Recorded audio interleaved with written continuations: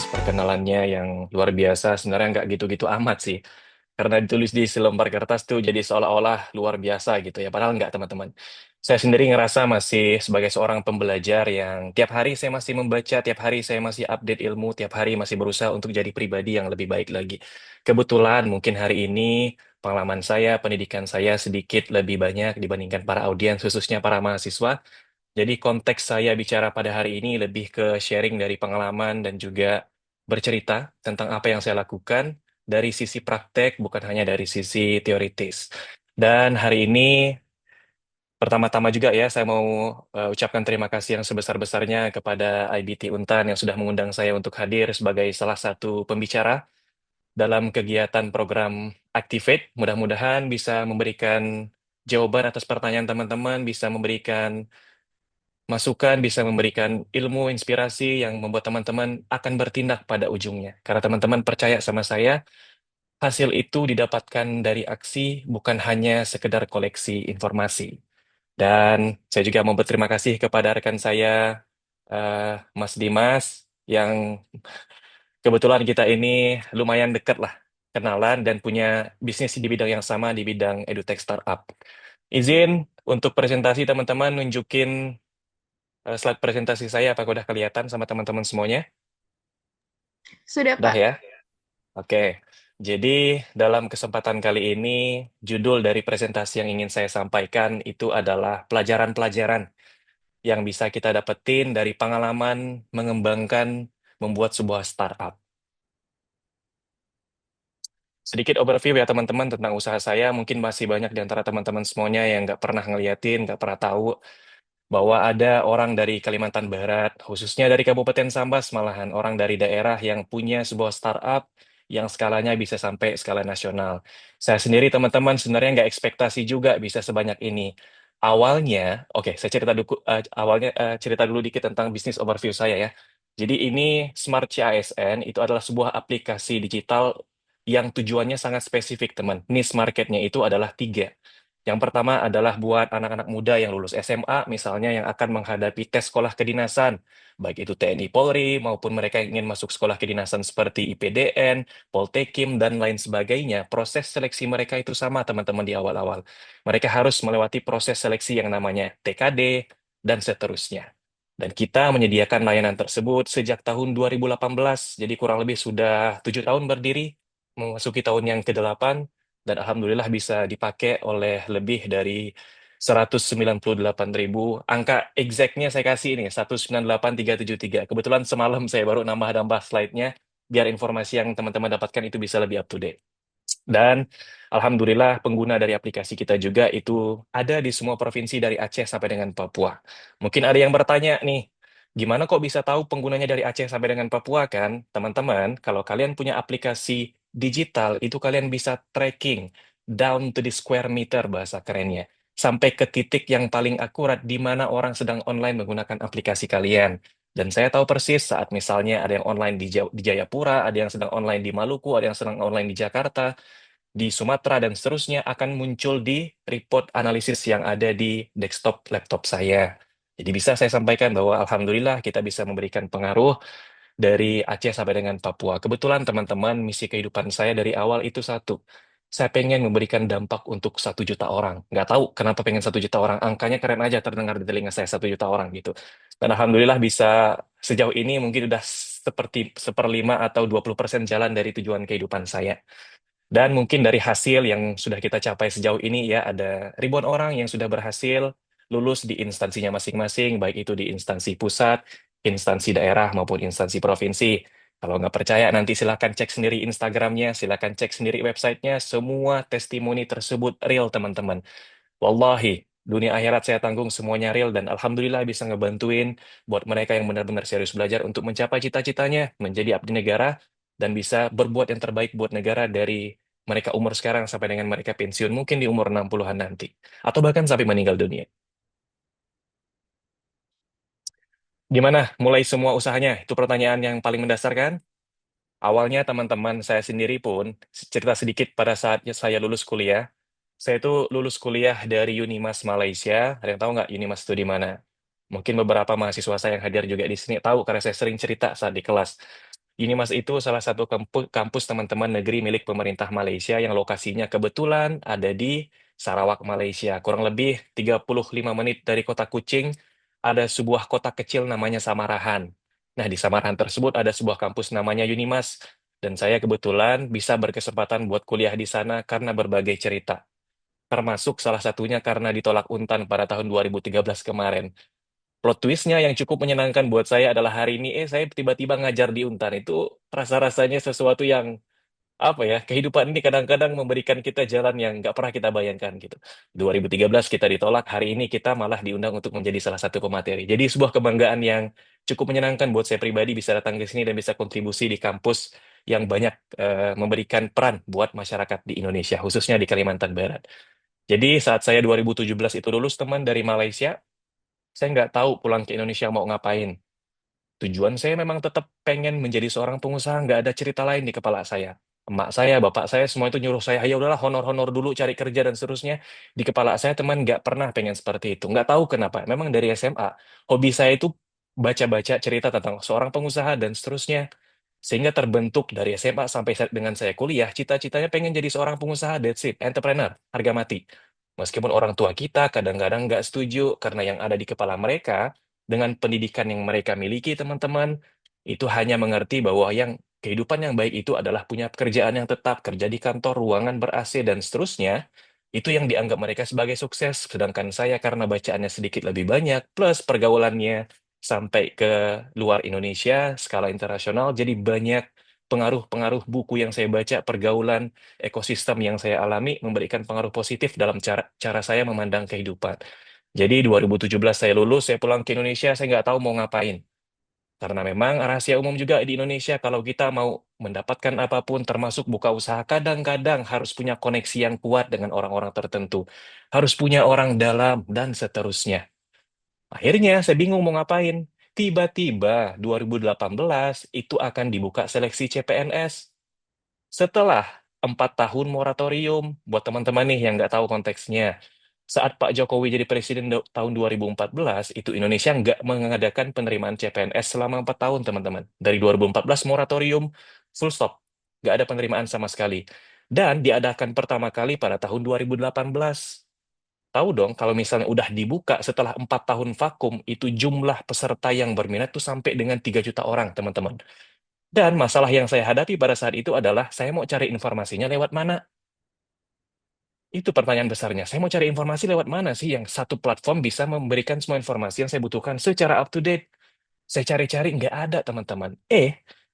Kenapa nggak saya bikin sendiri platform ini biar orang lain bisa untuk merasakan informasi yang terupdate dengan satu platform yang sama. Lahirlah sebuah sosial media, namanya pada saat itu masih GoCPNS. Panjang ceritanya, perubahan-perubahan namanya ini. Jadi secara umum, pada saat 2018, saya bikin sebuah sosial medianya dulu, teman-teman. Yang awalnya buat saya ngumpulin informasi-informasi buat saya pribadi sebenarnya. Tiba-tiba dalam 1 minggu followernya sampai 5.000, teman-teman. Saya pun terkejut, loh kok ternyata banyak juga orang yang pengen informasi-informasi yang paling cepat ya tentang hal ini. Akhirnya terbentuklah sebuah platform informasi pada awalnya. Kita merambah dari Instagram, dari 5.000 orang, dan seterusnya sampai berkembang di tahun pertama. Itu bisa menjadi komunitas yang cukup besar. Sosial media kita sampai di-follow oleh ratusan ribu orang. Topnya pada tahun kemarin itu sampai 500.000 orang, teman-teman. Sedikit cerita nih, karena satu dan dua hal, platform sosial media kita nama aslinya itu Smart CASN, itu kemarin sempat kehack dan hilang sampai dengan hari ini akunnya. Itu sebuah pengalaman yang cukup sedih. Mungkin nanti kalau mau nanya lebih detail pertanyaan ini bisa kita bahas di Q&A ya, karena cukup panjang ceritanya. Anyway, sekarang kita masih punya sosial media namanya smartcsn.com. Itu adalah sebuah platform buat teman-teman bisa mendapatkan informasi dan menjadi komunitas yang semakin berkembang pesat. Akhirnya tahun 2020 pada saat itu kita bikin aplikasinya yang sebenarnya inspirasi saya itu datang dari nonton video film startup yang dirilis di Korea kalau teman-teman tahu. Artisnya saya lupa yang ya itulah ya teman-teman tahu ya yang nonton Korea. Saya nonton sebuah drama Korea namanya Startup dan saya termotivasi banget tuh nonton video-video tersebut. Akhirnya saya cari orang yang bisa mengaplikasikan ide saya dalam bentuk digital. Partnerin lah dengan orang, salah satu partner saya yang berada di Jakarta.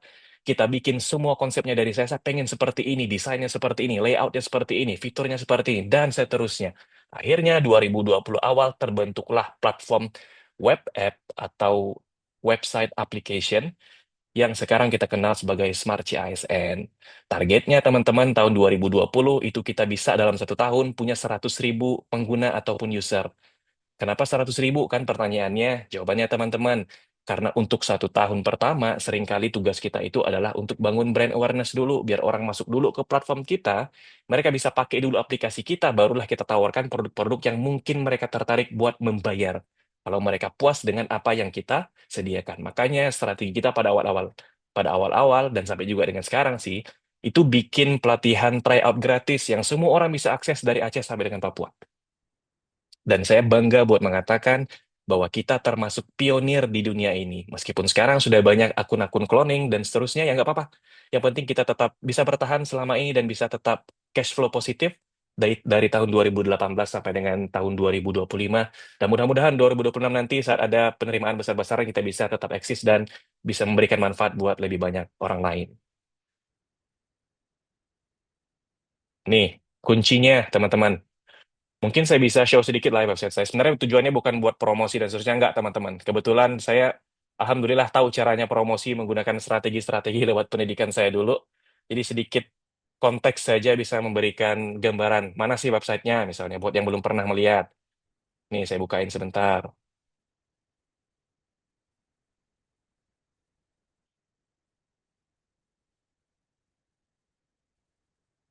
Ya, kelihatan ya. Nih kurang lebih seperti ini website yang saya bikin sama teman-teman. Dan saya nanti baru saya jelaskan apa keunggulannya. Kalau masuk, teman-teman bisa ngeliatin seperti ini, buat latihan dan seterusnya, lengkap dengan paket soal terbanyak seluruh Indonesia. Tryout-nya juga ada yang secara lengkap, jadi teman-teman nggak perlu capek-capek, misalnya klik satu aja. POM, ini yang ngerjain 500-an orang yang nggak lulus dan seterusnya. Sampai ke detail-detailnya kita kasih, teman-teman. POP soalnya, contoh aja ya, contoh aja. POM, dan seterusnya. 110 timernya di pojok kanan atas juga terus-menerus berkurang, dan seterusnya. Seperti ini kurang lebih aplikasinya. Nanti kalau yang pengen boleh saya kasih gratis aja, nggak apa-apa buat teman-teman mahasiswa buat belajar.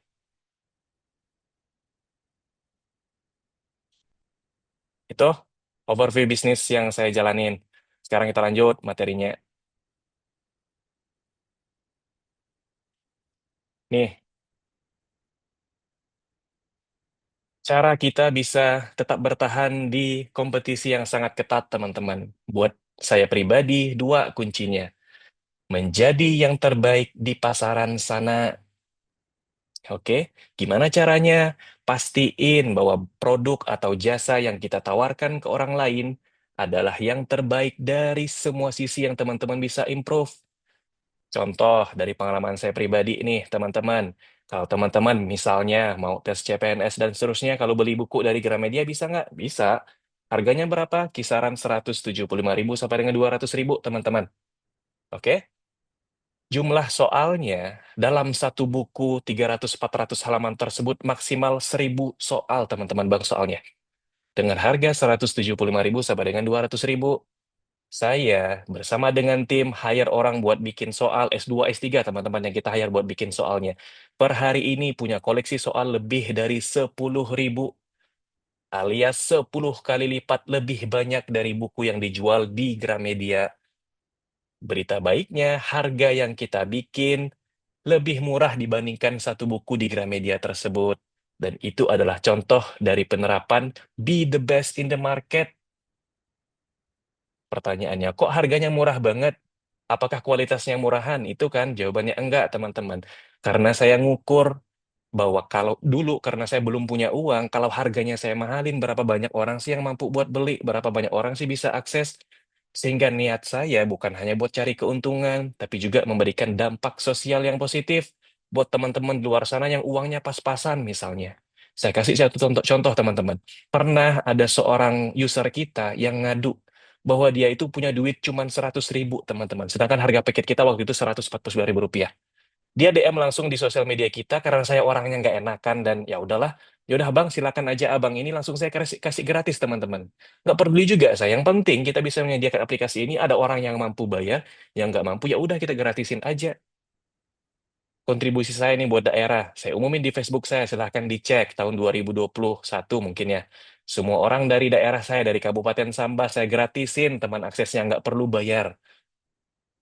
Dan ini adalah peran saya buat saya bisa memberikan kontribusi secara sosial, dampak yang positif buat orang lain, khususnya dari daerah saya yang saya tahu mungkin kemampuan finansialnya belum terlalu tinggi. Yang kedua, yang paling penting dalam dunia bisnis adalah selalu update. Aplikasi yang teman-teman lihat, sosial media yang teman-teman lihat, itu sudah mengalami 5, 6, 7 kali transformasi, teman-teman. Dari yang warnanya merah, yang dari desainnya sederhana, dari yang fiturnya dikit, sampai dengan hari ini, itu terus-menerus kita update setiap bulan, mungkin setiap 6 bulan minimal. Karena saya selalu mantau di pasaran sana, apa sih yang dibutuhkan oleh pasar, apa sih kendala yang dihadapi oleh konsumen, sehingga kita bisa tahu dan masukkan fitur yang dibutuhkan oleh orang lain, biar belajarnya bisa lebih maksimal. Pembelajaran tersebut saya dapat dari mana? Saya pelajari dari bisnis-bisnis besar yang sudah ada di seluruh dunia hari ini. Contohnya iPhone. iPhone teman-teman bisa nggak mereka jual iPhone misalnya 3 tahun sekali baru rilis produk baru? Jawabannya bisa. Tapi kenapa mereka harus rilis setiap tahun satu kali? Jawabannya karena secara natural manusia itu ngerasa bosan. Kalau manusia rasa bosannya udah nyerang, kita nggak mengupgrade apa yang kita tawarkan, orang-orang akan berpindah ke produk yang lain. Oleh karena itu, strateginya biar mereka bisa loyal dengan produk atau jasa yang kita tawarkan adalah buat upgrade dan perubahan, meskipun hanya dari sisi warna, meskipun dari sisi layout doang. Kan hal yang serupa juga dilakukan oleh Apple kan, perusahaan nomor 2 terbesar di dunia hari ini dari market cap. Hampir 4 triliun dolar, teman-teman, market cap dari Apple. Hampir 60.000 triliun rupiah value dari perusahaan tersebut. APBN Indonesia aja cuma 3 ribuan T. 20 kali lipatnya baru setara dengan satu perusahaan namanya Apple, teman-teman. Dan produk yang mereka rilis setiap tahunnya, kalau teman-teman perhatiin, perubahannya cuma kecil. Kadang-kadang cuma mindahin letak kamera yang tadinya lurus sekarang menjadi miring dan seterusnya. Oke, dan itu adalah perubahan yang ingin dilihat oleh konsumen. Kalau sesuatu itu baru, sesuatu terlihat berbeda, maka mereka akan tertarik untuk terus engage dengan produk atau jasa yang kita tawarkan. Nah, itu yang mungkin juga teman-teman semuanya yang nantinya pengen punya usaha sendiri bisa diterapkan dalam usahanya sendiri. Karena harus terus-menerus ada perubahan yang ditawarkan supaya orang terus bisa berada di dalam radar atau jangkauan kita dan masuk dalam target market kita. Berikutnya, karakter yang harus dimiliki nih kalau kalian pengen jadi seorang pengusaha, baik di bidang teknologi maupun di industri konvensional. Dua aja teman-teman dari saya. Yang satu, keras kepala, stubbornness. Wah, keras kepala ini esensinya jelek ya, kesannya terdengar jelek ya. Memang kalau kita gunakan dalam konteks yang negatif, kesannya negatif. Tapi kalau kesan yang teman-teman pengen pakai dalam dunia bisnis harus keras kepala, harus stubborn. Kenapa? Karena bisnis itu nggak akan mudah. Baru beberapa bulan misalnya kita jalanin, akan ada cobaan dan tantangan yang teman-teman hadapi. Apakah setelah 2-3 bulan ada tantangan teman-teman nyerah? Ya enggak. Ya harus terus-menerus kerja, konsisten, apapun yang terjadi. Nggak diliatin misalnya kontennya di sosial media. Ya udah nggak apa-apa, terus aja bikin sampai nanti algoritma berpihak kepada teman-teman. Mungkin 1, 2, 3, 4 kontennya bisa viral dan banyak pengunjung yang datang ke usahanya. Hal yang sama juga saya lakuin, nggak semuanya viral kok konten-konten yang saya bikin, and it's okay. Nggak masalah, tapi saya tetap keras kepala bahwa saya akan melakukan yang terbaik yang saya bisa dalam dunia bisnis yang saya jalankan. Yang kedua adalah berani buat nggak disukai atau courage to be disliked, teman-teman. Kadang-kadang dalam dunia bisnis, kalau kita ngerjain sesuatu, suka disalahpahamin sama orang. Allah, ngapain sih ngerjain ini? Allah, paling juga nggak berhasil. Dan seterusnya banyak Allah-Allah-Allahnya ini. Terjadi nggak dalam kehidupan saya? Jawabannya terjadi, teman-teman. Bahkan dari lingkungan terdekat saya, keluarga saya tuh. Saya bilang bahwa nanti usaha saya ini akan punya ribuan orang member di seluruh Indonesia. Ditanya sama kakak saya masih ingat. Kakak saya bilang, sekarang berapa udah usernya? Saya bilang 1.000. Oh, baru 1.000. Jawaban dia seperti itu. Dan saya nggak marah juga dengan reaksi seperti itu. Saya anggap sebagai sebuah tantangan bahwa saya akan berbuat yang terbaik dan lihatin aja nanti yang saya bilang akan kesampaian. Dan alhamdulillah hari ini jauh di atas ekspektasi yang saya miliki sendiri, kurang lebih seperti itu. Dan yang mungkin teman-teman harus yakini juga adalah kadang-kadang kalau kita menjadi pribadi yang berkembang, akan ada orang di sekeliling kita yang nggak senang dengan perkembangan kita, and it's okay. Apapun yang teman-teman lakuin, pasti akan ada yang nggak senang. Apalagi mereka ngerasa terancam dengan teman-teman. Mereka tuh sebenarnya pengen di posisi kalian, mereka punya impian yang sama, tapi nggak bisa mewujudkannya. Teman-teman yang ngambil tindakan, mereka nggak ngambil tindakan. Akhirnya yang bisa mereka lakukan adalah nggak seneng sama teman-teman. Padahal teman-teman sedang mengingatkan diri mereka tentang mimpi-mimpi yang mereka kubur dan nggak sempat mereka laksanakan sendiri. Jadi seperti itu, teman-teman. Jangan sampai teman-teman ngerasa bahwa nggak disukai oleh orang lain pada saat saya membuat bisnis adalah sesuatu yang kiamat, misalnya. Enggak. It's a normal proses. Proses yang normal dan biasa-biasa saja. Karena teman-teman kalau pengen menjadi pribadi yang lebih hebat, akan semakin banyak karakter yang kalian tinggalkan. Dan itu normal. Berikutnya, gimana cara memulai usaha saya sendiri? Mungkin tadi awalnya saya siapin materi ini untuk teman-teman mahasiswa, tapi ternyata ada juga teman-teman mungkin rekan-rekan yang seumuran dengan saya, yang udah selesai kuliah, yang masih kuliah semester atas misalnya, yang juga pengen tahu caranya, yang juga pengen tahu gimana sih prosesnya biar bisa membuat usaha yang berdampak dan juga skalanya bisa lebih luas. Saran dari saya, teman-teman, cara mulai untuk punya usaha di bidang apapun, teknologi maupun konvensional. Tiga, oke? Yang pertama, perhatiin fenomena yang ada di sekitar kita, teman-teman. Masalah apa yang dihadapi oleh banyak orang. Karena dari sana kadang-kadang muncul kesempatan alias peluang, bahasa kerennya opportunity, yang bisa kita kelola dan menjadi sumber komersil ekonomi kita. Saya dulu tuh, prosesnya juga sama. Saya pengen cari informasi tentang tes CPNS, nggak ada platformnya satupun. Maka yang saya jadiin adalah, mungkin semua orang juga memiliki masalah yang sama dengan saya. Saya buktiin, bikin sosial medianya, kasih logonya, kasih profil bionya, dan seterusnya. Ternyata banyak yang follow dalam waktu 1 minggu, sampai 5.000.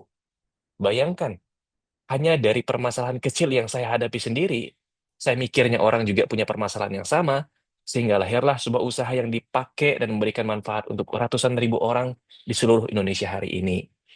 Yang kedua, kalau bisa, mulainya jangan langsung modal yang gede. Start small aja, mulai dari yang kecil-kecil. Kadang-kadang kalau kita terlalu berani juga, akhirnya malah kita overestimate, overconfidence, ujungnya usahanya jatuh. Tapi kalau kita mulainya kecil, perlahan-lahan berproses dari kecil sampai dengan besar, insya Allah teman-teman, bisnisnya akan bisa bertahan dalam jangka panjang. Saya punya kenalan, teman yang punya usaha sekali modal langsung 300-400 juta. Pop, dimasukin. Karena dia ngerasa dengan modal yang besar doang itu cukup buat menjalankan sebuah usaha. Jawabannya nggak cukup, teman-teman. Itu cuma salah satu indikator yang teman-teman bisa pakai untuk membuat usaha yang berhasil. Dan akhirnya orang yang tadi saya kenal dan ceritakan tersebut usahanya gagal, hilang uangnya ratusan juta hanya dalam jangka waktu 1 tahun, teman-teman. Makanya nasihat dari saya, mulai aja kecil-kecilan dulu. Bikin aplikasi misalnya nih. Aplikasi itu kan sangat murah sekali, teman-teman. Under 10 juta udah bisa bikin aplikasi yang keren loh hari ini. Dengan desain yang paling up to date, dengan warna-warna yang secara psikologis dan teoritis itu memberikan dampak di alam bawah sadar user kita misalnya. Gampang teman-teman sekarang. Tinggal dikelola dengan baik dulu, digedein sampai dengan orang itu ngeliat dan aware dengan brand yang kita bikin. Dan yang terakhir, buat MVP-nya dulu atau minimum viable product. Sederhananya prototype lah. Simplin dulu, biar orang tuh coba dulu kira-kira bakal ada traction dari pasar ataupun enggak. Seperti itu. Berikutnya, gimana cara tes idenya kan? Dua dari saya. Paling gampang dan gratis serta murah sekali adalah bikin sosmednya dulu, teman-teman. Bikin dah nih sosmednya. Cek market traction atau reaksi pasar seperti apa. Kira-kira orang-orang bakal tertarik nggak sih dengan ide usaha yang saya miliki? Kalau memang tiba-tiba followernya nambah, kalau memang tiba-tiba banyak yang DM, berarti ide kalian tersebut kemungkinan besar bakal bisa diaplikasikan dan diterima oleh pasar. Sehingga tes-tes kalian yang gratis tadi itu bisa divalidasi. Sehingga ide kalian tadi bisa kita kategorikan sebagai acceptable dan orang menerima produk atau jasa yang kalian tawarkan tadi. Dan berikutnya, kalau sudah ada traction, yang paling penting nih adalah eksekusi yang cepat dan juga tepat. Kadang-kadang teman-teman, kita punya ide yang brilian, baru 2, 3 hari, 4 hari jalan, ada cloning-cloning ide kita tersebut. Nggak tahu dari mana. Kan penduduk Indonesia rame kan, 280 juta orang loh. Yang pinter dan baca bukan cuman kita. Kadang-kadang orang liatin ide kita bagus, mereka niru juga. Bikin dengan versi mereka sendiri. Makanya, kalau idenya sudah tervalidasi, yang paling penting adalah eksekusinya harus cepat dan tepat. Supaya momentumnya teman-teman bisa manfaatkan. Gimana cara mulainya? Itu mungkin yang harus saya berikan kepada teman-teman semuanya. Sebagai pemula, sebagai orang yang belum punya usaha atau sudah punya usaha tapi masih kecil-kecilan, dari mana sih cara saya bisa mengembangkan ide, lebih sensitif terhadap peluang, dan seterusnya. Nih, pengalaman saya pribadi, teman-teman, yang saya lakuin udah belasan tahun, sampai dengan hari ini belum berhenti. Yang pertama, saya itu pasti punya rutinitas setiap hari yang baik menurut saya. Yang nggak akan pernah saya tinggalkan sebelum saya tidur. Apa kebiasaan-kebiasaan baik tersebut? Pertama, saya luangin waktu saya teman-teman tiap hari untuk baca minimal 30 menit. Apakah itu baca buku, ataupun baca jurnal, ataupun baca news. Karena hari ini saya sebagai dosen dan praktisi, saya nggak punya waktu lagi buat baca buku-buku diktat itu. Yang saya lakukan adalah baca berita. Sumber favorit saya itu dua, teman-teman. Yang pertama namanya CNBC, bukan bukan promosi. Yang kedua namanya Yahoo Finance. Karena saya obses dengan dunia ekonomi, finance, dan juga bisnis. Tiap hari saya cek apa yang terjadi di seluruh dunia. Oh, dampak ekonomi yang diakibatkan oleh keputusan The Fed potong rate cut. Apa yang diakibatkan oleh tarif terhadap dunia. Hal-hal tersebut, faktor-faktor eksternal tersebut, membentuk persepsi kita tentang peluang. Di Amerika ada usaha baru nih jenis ini, di Indonesia udah ada atau belum? Hal-hal tersebut menjadi sumber inspirasi kita untuk membuka peluang. Kalau kita rajin membaca. Tapi jangan juga baru baca 1, 2 hari, 3 hari, kok idenya nggak muncul-muncul. Enggak, teman-teman. Berproses dan lumayan panjang. Saya tuh baca dari SMA, sedikit ceritanya. SMA, teman-teman, saat teman-teman saya di SMA bacanya buku-buku LKS, buku-buku diktat dari guru, saya bacanya Khairul Tanjung, Si Anak Singkong, Sandiaga Uno. Saya baca bukunya 48 Hukum Kekuasaan Robert Greene, 33 Strategies of War. Hal-hal tersebut saya baca dari SMA, nggak tahu juga manfaatnya apa. Dan hasilnya nggak langsung saya dapetin saat saya lulus SMA, enggak, berproses. Terbentuk dulu mindset yang benar, terbentuk kebiasaan yang baik. Akhirnya tahun 2018 terbentuk momentum antara teori dan praktek, kejadian usahanya berkembang pesat. Lebih seperti itu. Jadi jangan teman-teman remehin nih kemampuan ataupun rutinitas membaca 30 menit setiap hari. Apapun itu yang teman-teman senangin. Yang senang di dunia industri, baca tentang industri. Yang senang di dunia make up, baca di dunia make up. Tapi jangan sampai kebanyakan bacaan kita sifatnya hiburan. Contoh, yang siapa sekarang yang lagi viral? Misalnya ini lagi selingkuh dan seterusnya. Bukan urusan teman-teman hal tersebut. Nggak ngaruh sama teman-teman. Si ini selingkuh, yang ini main, nggak ada urusan sama teman-teman. Kecuali udah kaya ya, kalau udah sukses usahanya misalnya, barulah boleh informasi seperti itu di store di otaknya. Otak kita ini kayak komputer, teman-teman. Punya daya tampung tertentu juga. Kalau kebanyakan diisi dengan junk alias sampah, maka keseharian kita juga akan berisi hal-hal yang nggak baik. Oleh karena itu, bacaannya kalau bisa yang positif. Kalau mau ngikutin saya nih, bacanya yang berkaitan dengan dunia ekonomi, bisnis, dan finance. Bacanya di CNBC, bacanya di Yahoo Finance, bacanya di Harvard Business Review, dan seterusnya. Dan kebiasaan tersebut teman-teman masih saya terapkan sampai dengan hari ini. Bangun tidur saya cek apa yang terjadi di seluruh dunia. Gimana kondisi ekonomi, gimana kondisi pasar, dan seterusnya. Yang berikutnya, kalau bisa luangin waktu juga tiap hari teman-teman buat nonton video edukasi. 2 sampai 3 video edukasi cukup kok buat teman-teman menambah wawasannya. Satu video mungkin 12-13 menit, dua video ya setengah jam lah. Jadi 1 jam setiap hari teman-teman habiskan buat produktif nontonin sesuatu yang bermanfaat. Saya pribadi senang nonton dari berbagai YouTube channel, khususnya podcast. Tapi bukan di Indonesia, karena kebanyakan di Indonesia podcastnya sifatnya hiburan. Bahkan cenderung ngegosip aja, nggak ada esensinya di sana. Saya pribadi, karena kebetulan lulusan dari luar negeri, bahasa Inggrisnya cukup, tontonan saya misalnya GRE, Joe Rogan Experience, ataupun DOAC, Daily of Diary of a Daily of CEO, ataupun saya nontonnya kontennya Alex Hormozi, Iman Ghazi, dan seterusnya. Buat apa teman-teman? Buat saya cari informasi baru tentang tren bisnis terbaru. Kira-kira dunia kita sedang bergerak ke arah mana? Hal tersebut yang setiap hari saya konsumsi. Jadi kebayangkan yang kalian lihat hari ini di depan kamera kalian nih, adalah orang yang prosesnya udah belasan tahun sampai di sini setelah rutinitas-rutinitas baiknya kebetulan dapat momentum yang positif. Yang terakhir, kalau bisa kebiasaan baiknya, tubuhnya diaktifin, khususnya buat mahasiswa kadang-kadang setelah balik dari kampus misalnya. Pulang dari kampus, kegiatan kalian karena capek seharian langsung rebahan seharian sampai malam sampai besoknya. Tubuh kalian dibiasain males. Ini penelitian. Cek aja di Google Scholar, banyak penelitian yang dilakukan di luar sana, teman-teman. Olahraga 30 menit tiap hari itu akan nambah kemampuan kognitif manusia. Artinya nih, secara sederhana, kalau kita rajin olahraga, otak kita juga nambah pintar. Dah, sesederhana itu translasinya.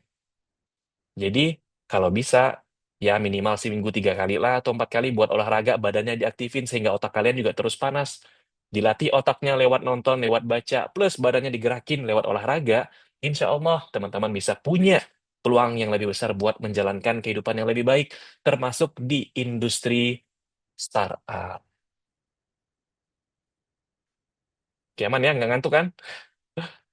Ya, berikutnya saya pengen marah-marah dikit nih tentang kesalahan pemula yang sering dilakukan oleh Gen milenial maupun Gen Z. Apa, teman-teman? Bikin usaha tujuannya bukan buat bikin dampak atau buat cari keuntungan, tapi buat gaya-gayaan doang. Gimana gaya-gayaan contohnya? Biar bisa nulis, Pak, di bio Instagram saya, founder bla bla bla, CEO bla bla bla. Keren sih terdengar dan kelihatannya, tapi lama-lama orang kan juga tahu bahwa kamu nggak punya apa yang kamu bilang kan. Pada akhirnya fundamental kehidupannya orang akan analisis ujungnya. Kalau tampilan kamu terlalu hebat, aslinya nggak hebat, orang justru hilang respect sama kalian. Allah, orang ini mah ngomong doang, ujungnya seperti itu. Kenapa? Karena tujuannya buat sekedar gaya-gayaan. Bisnis teman-teman nggak boleh sekedar gaya-gayaan.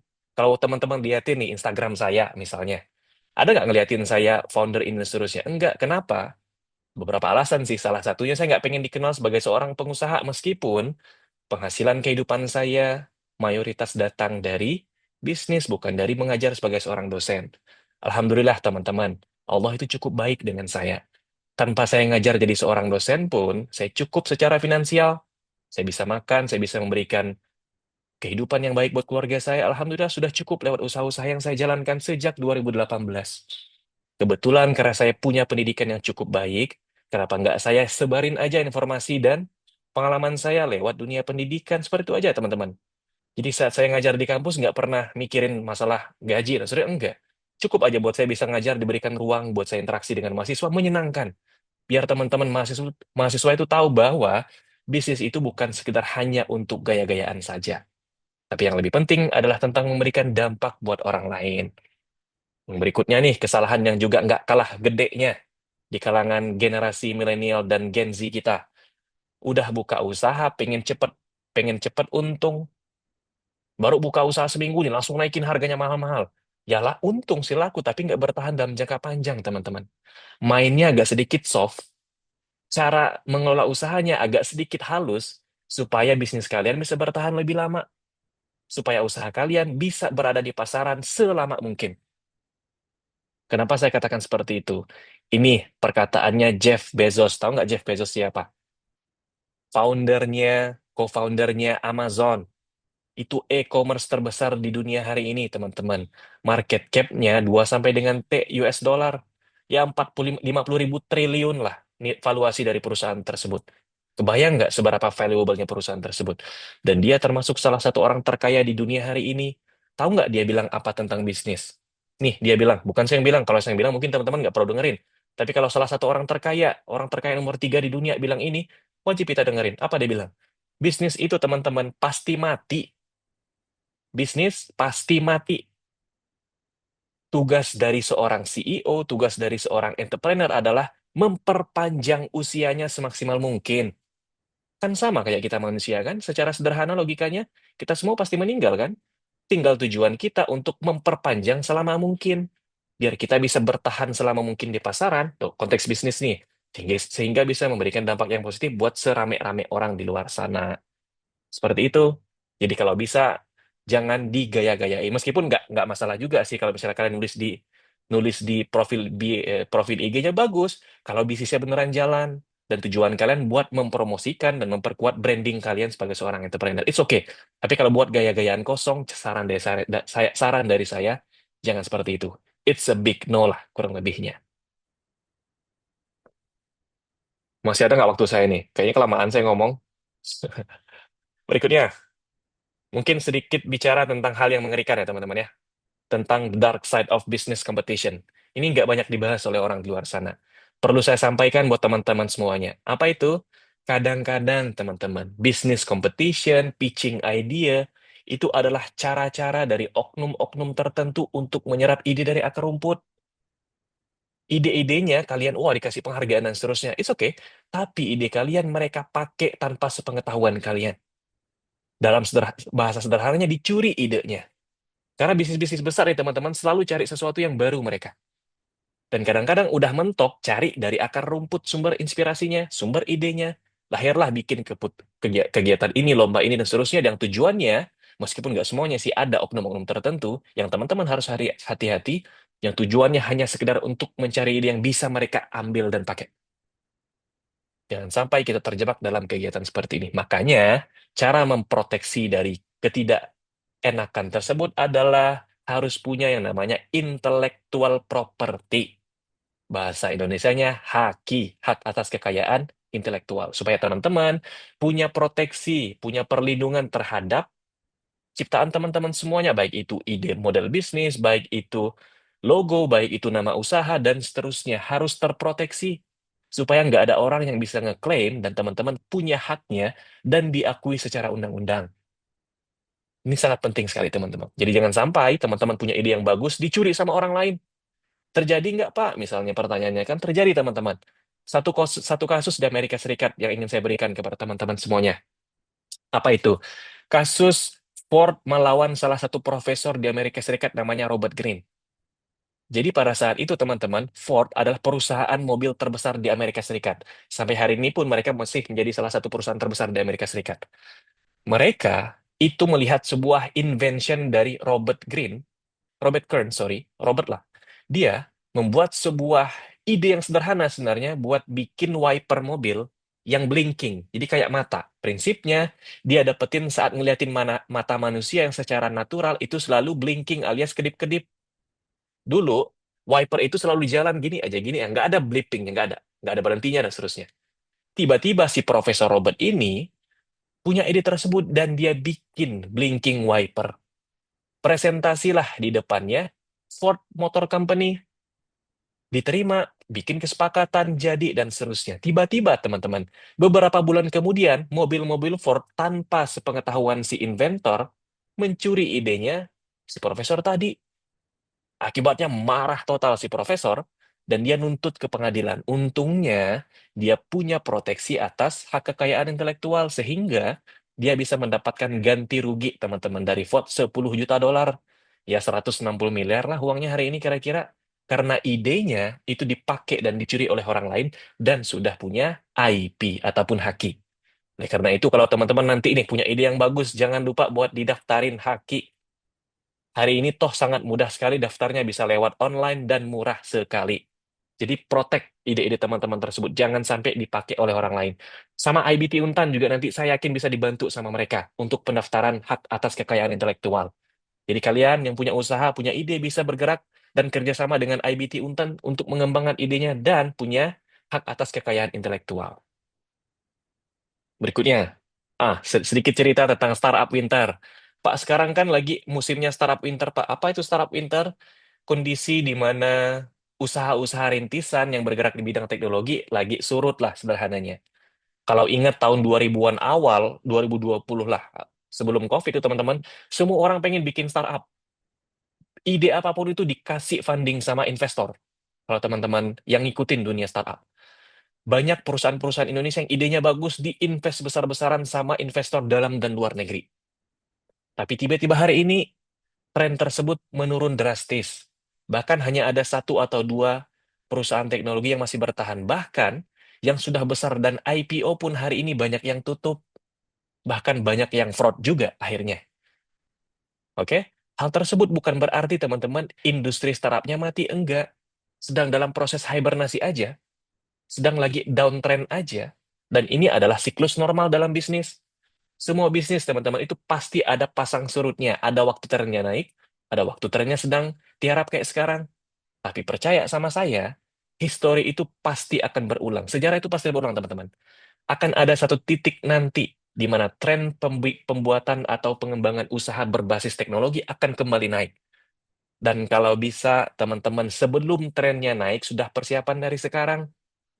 Supaya apa kira-kira? Supaya saat gelombangnya itu di puncak, teman-teman udah ride the wave.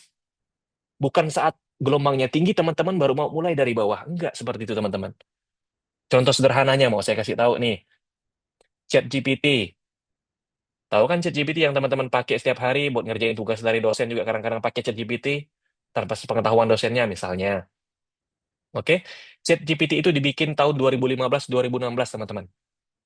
Hanya dari sebuah ruangan kecil, beberapa orang ngerjain lewat laptop dan komputer. That's it, 2015-2016. 2016.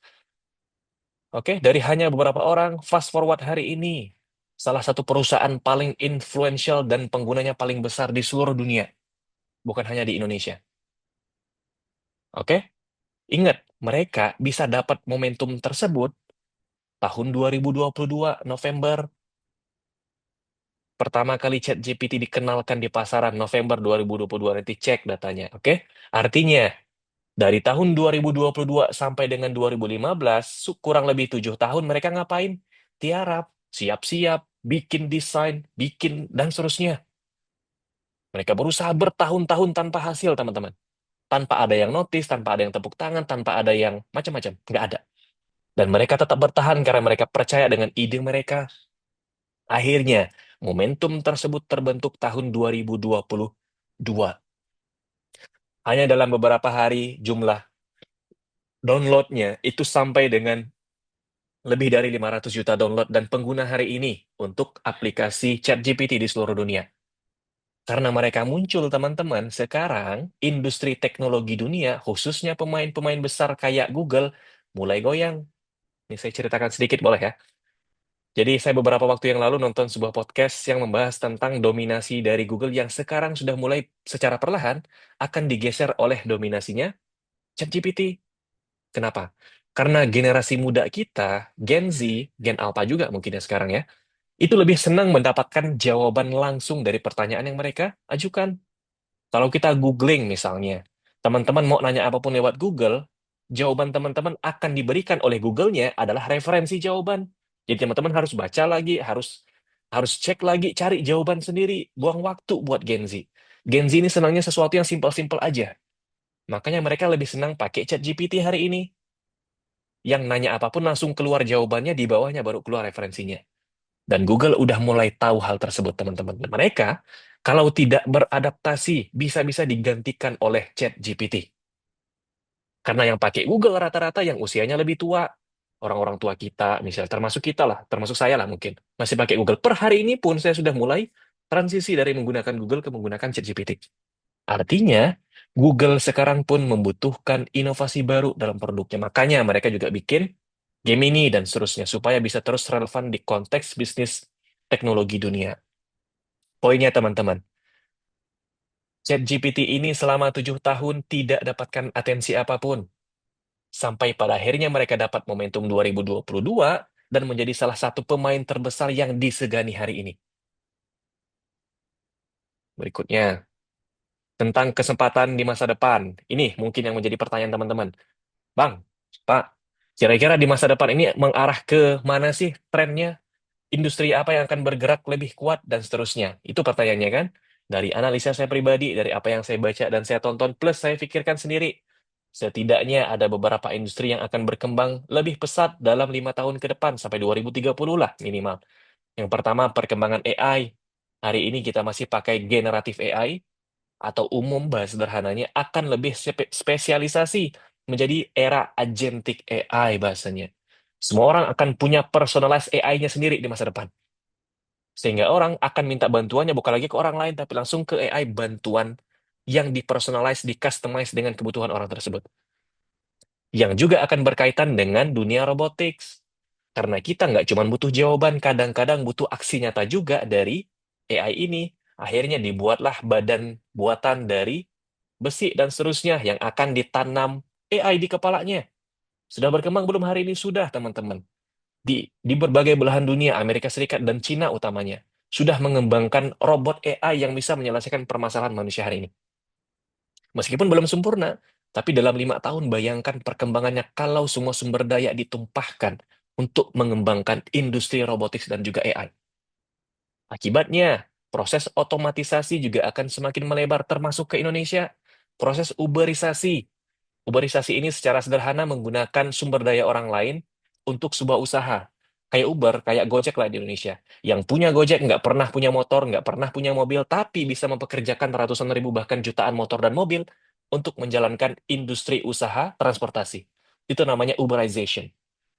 Yang berikutnya yang juga akan berkembang pesat, teman-teman, adalah direct skill selling atau kelas online. Orang-orang yang punya skill di masa depan, orang-orang yang punya value di masa depan akan punya ruang tersendiri untuk menjual jasa mereka secara langsung kepada pasar. Sudah terjadi belum? Sudah, teman-teman, hari ini. Kalau liatin tren di YouTube aja, sekarang sudah banyak channel-channel YouTube yang menyediakan konten berbayar. Oke, kalau kalian mau nonton konten tertentu harus bayar jadi member A, B, C, dan seterusnya. Dan ide tersebut sudah ada dari dulu dan hanya akan semakin pesat saja ke depannya.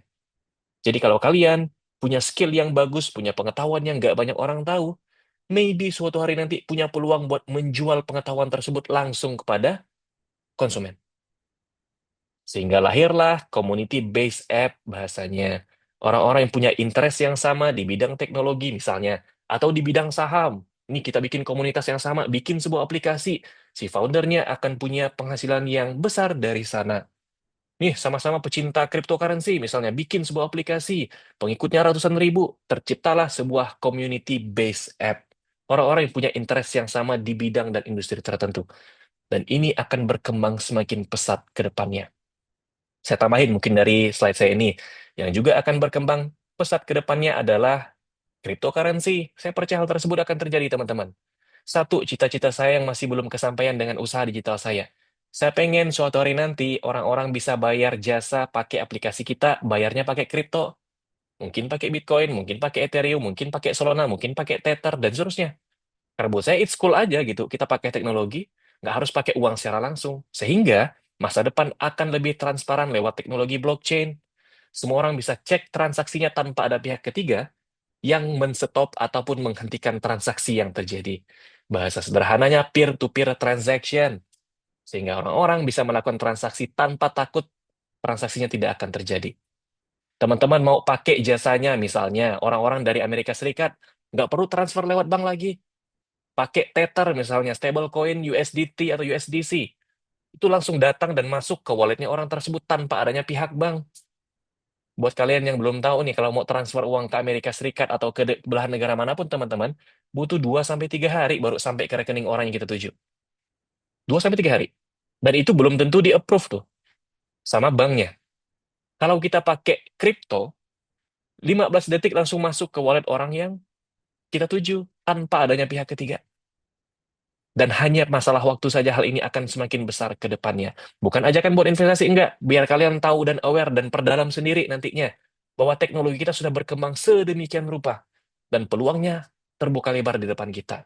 Dan jangan sampai teman-teman masuk ke dunia manapun di antara salah satu yang saya sebutkan tadi, tanpa ilmu, tanpa memperdalam, dan tanpa riset dengan dirinya sendiri. Bahasa kerennya Dior, do your own research. Sebelum kalian pakai ataupun mau masuk di industri manapun yang akan berkembang pesat di masa depan. Pesan terakhir dari saya, teman-teman. Pas kan saya waktunya ya? Oh ya, lumayan. Pesan terakhir dari saya teman-teman, bukan dari saya sebenarnya. Saya pengen menyampaikan sebuah quote yang buat saya sangat powerful dari salah satu orang yang sangat saya respect. Namanya Jim Rohn. Yang dia sampaikan teman-teman, tahu nggak apa? Bahwa sukses, saya bacakan dulu bahasa Inggrisnya ya. Success isn't something you pursue. It's something you attract by the person you become. Bahasa Indonesianya, sukses itu bukan sesuatu yang kita kejar-kejar, tapi sesuatu yang kita tarik dengan menjadi seseorang yang bernilai. Poinnya, kalau kita menjadi orang yang bernilai, suksesnya bakal datang dan ngejar kita. Tapi masalahnya kita sudah punya nilai atau belum, sudah punya kualitas atau belum. Kalau belum, berarti masih banyak pekerjaan rumah yang harus kita kerjakan, teman-teman.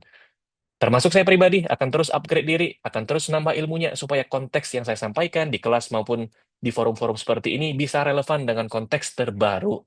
Bukan hanya yang diomongin teori-teori tahun 1990-an yang mungkin nggak lagi relevan dengan konteks kita hari ini.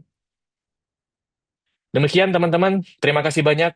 Mudah-mudahan belajar sesuatu dari apa yang saya sampaikan. Dan saya sangat senang sekali bisa berbagi dengan teman-teman. Kalau pengen berdiskusi lebih panjang, bisa lewat sosial media, nanya langsung lewat DM IG saya, ataupun seterusnya di forum-forum yang berbeda. Kita bisa terus-menerus berinteraksi dan keep in touch. Karena saya juga sangat senang sekali bisa ngebantu anak-anak muda, mengembangkan ide-ide mereka, ngebantu mereka buat jadi versi terbaik dari diri mereka masing-masing. Terima kasih, saya kembalikan kepada moderator kita, Bapak Dimas. Saya Hari presentasi saya. Wabillahi taufik walhidayah. Assalamualaikum warahmatullahi wabarakatuh. Baik.